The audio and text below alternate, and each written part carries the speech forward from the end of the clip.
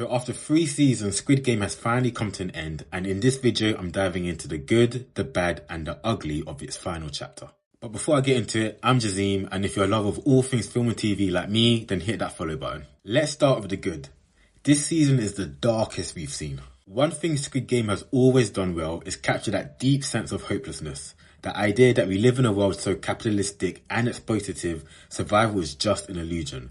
That theme hits hard in its final season. Every choice, not really a choice, just the illusion of one.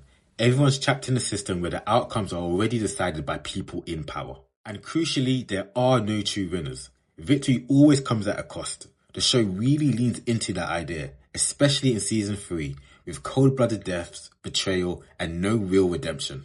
Gi-hun's final sacrifice gives you a flicker of hope, but the closing scene snaps you back into reality.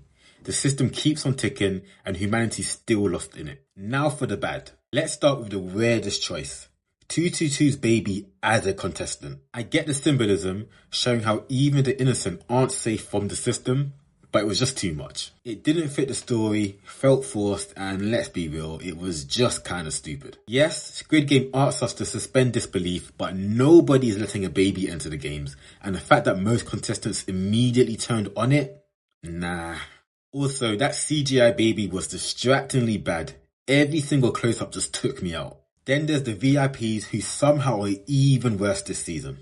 Over the top cartoonish and way too present.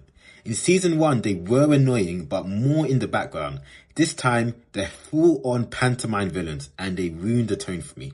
And finally, Detective Junho and the frontman face-off was so underwhelming. The build up across seasons had me excited and then they barely shared 20 seconds of screen time.